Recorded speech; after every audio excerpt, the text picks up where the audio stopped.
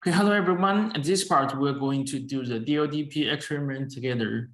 And first, let's see the background of it. The company branch is interconnected with the company HQ's segregation router through two carriers lines, enabling inter-networking between branches and headquarters. Since the carrier network is involved, it's necessary to consider service interruption caused by the carrier line exception during network design. This requirement can be realized using DLDP technology.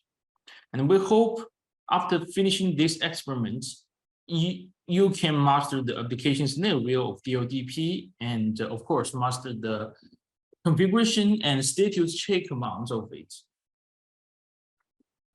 And from this topology, you can see R1 is a router in branch, R2 is a router in HQ.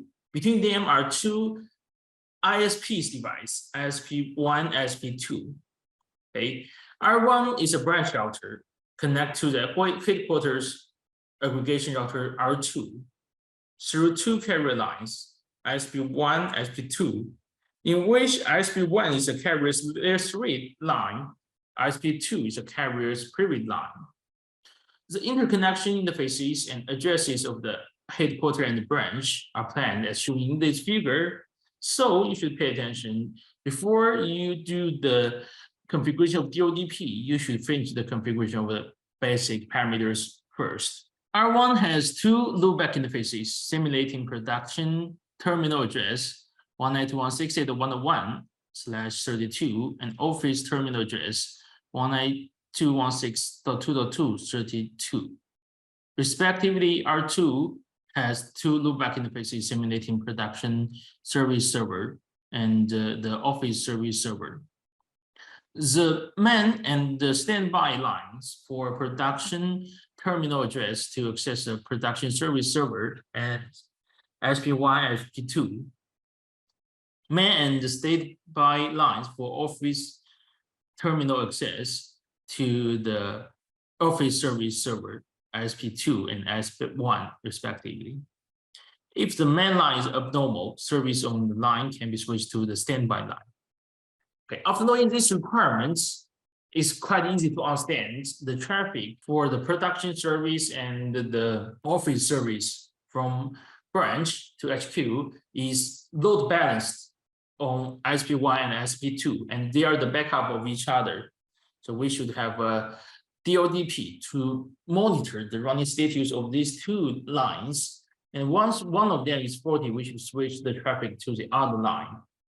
Okay. After knowing the requirements, next, let's see the configuration plan. Config IP and loopback interface first. Config static and the floating static routes. 3. Complete DLDP configurations. Okay, so as shown in this document, first let's finish the configuration of the interfaces. On R1, interface loopback 0, IP address 192.168.101.32, and interface loopback 1, IP address 192.168.2.2.32. And next is the IP address of the physical interface, so interface G00, IP address 20.1.1.1.30, and G01, IP address 10.1.1.1/30. Okay, this is the configuration on R1. And on R2, the configuration is similar, so I will do it quickly.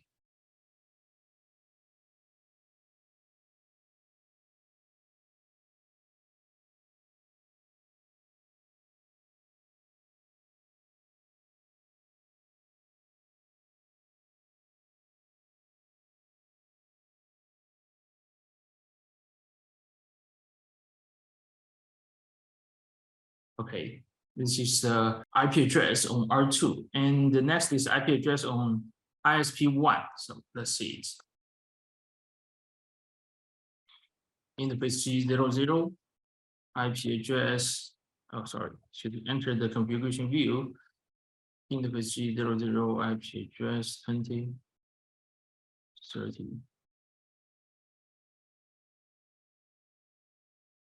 Okay, so until now we have finished the configuration of all the interfaces in this figure, and the next is the configuration of static routes and the floating static routes. And the commands is shown here, so we just need to follow the commands here, and of course we should understand the function of each route. On R1, IP route 172.16.1.1 G0020.1.1.2. Okay, this is a route, right? This is route from R1 to R2's loopback interface, and here the interface is G00, means we will go through ISP1, and since we should have a backup, so IP route 172.16.1.1 to the same destination, we still have another path, goes through interface G01. G01, you can see on R1 is connected with ISP2. So this is a backup link. And the 10.1.1.2, which we change the preference value to be 20. So it becomes a floating static route. Sorry.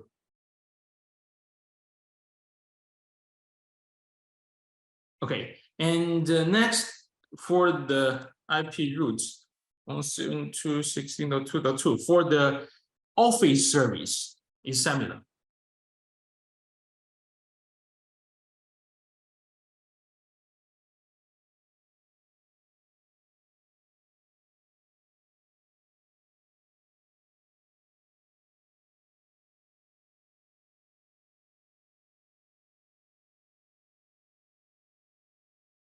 Okay, this is the route for the office service, which destination address is 172.16.2.2.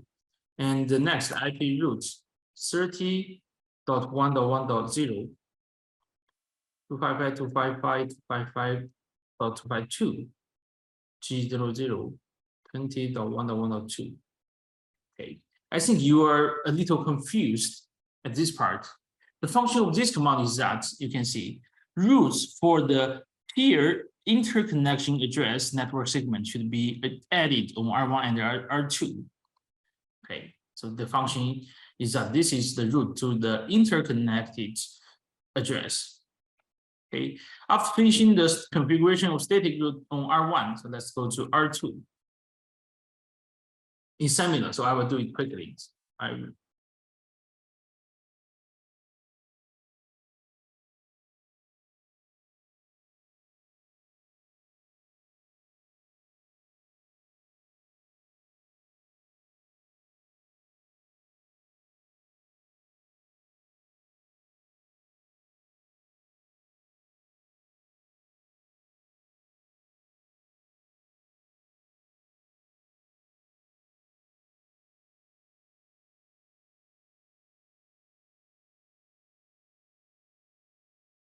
Okay, this is the static route from R1 to R2's loopback interface, and don't forget the interconnection address, IP route 20.1.1.0, and outbound interface is G00. Next is 30.1.1.2. Okay, so this is the static route configuration on R2, and don't forget we still have another. Router, which is ISP1. So on ISP1, we should have the route 192.168.1.0 G00 20.1.1.1, and on the other direction, the 0.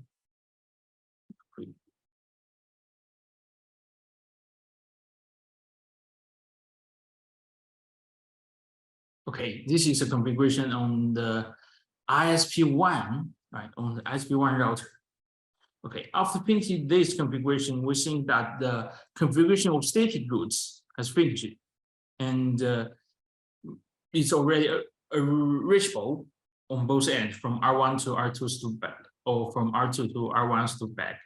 And next, let's see what we should do is the configuration of DLDP on R1 and R2. So let's do it on R1 first. Interface G00 DLDP 30.1.1.1. This is a destination IP. And the 20.1.1.2 interval here, interval is 200. Interface G01 DLDP. This is another DLDP session now. 2 interval, which is 200. Okay, and this is what we did on R1. So the similar configuration should be configured on R2. So in this way, they can establish a DLDP session. Right, so on R2, interface G00 DLDP 20.1.1.1 30.1.1.2 interval is 200, and on the other interface G01 DLDP and the 1.1.1 interval 200. Okay, until now, actually, we have finished the configuration of DLDP, and we have done with the configuration. And next, what we should do is to verify the results. So show DLDP on R1, you can see we have 2 DLDP sessions, and both of them are up, right? And on R2, it must be the same, because on R1 it's up, so on R2 it must be up. You can see for these 2 sessions, it's up. And then let's simulate that. On R1, pin 172.16.1.1, using the 19168.1.1 as a source, and conduct a load ping with 10,000 packets while shutting down the ISP101 interface. So here it means that we should ping 172.16.1.1 source 192.168.1.1 n times. How many times? For example, 1,000, right? 1,000. You can see it's always successful, right? But we assume that if the link is 40, so R1 interface G01, let's shut down this interface. Once we shut down this interface, you can see it's unreachable, and then you can see it shows us DLDP state changed to down. Okay, and once DLDP is down, so it will switch to the other path to ISP2, and then you can see it's reachable right now. So this is how does DLDP monitor and switch the path of the traffic. And from here, you can find it works, right? And on R2, you can also see some information. You can see the DLDP here is done. Okay, next, we can use the command show IP route from the next hop of the root entry 172.16.1.1 is the 01 interface, and the 00 interface turns down, right? And the static route linked to its fields, the floating route is activated. Consequently, the traffic is directed to ISP2. So let's see if it's like this. Okay, since here is it's ping the result, so it takes some moments. Okay, let's try show IP route. You can see to the destination 172.16.1.1, it has switched right to the interface G01, means it goes through ISP2 right now. Okay, so this is about the configuration of DLDP, and the key point about this part you should know is that DLDP enables service switching by configuring detection on local interfaces. If an invalid address is found, local interface will be brought down and other associated routing protocols will be invalidated. Now, for non-direct address, the next hop address must be provided after the destination address or the detection will fail. Okay, so this is about the configuration of DLDP. That's all for this part.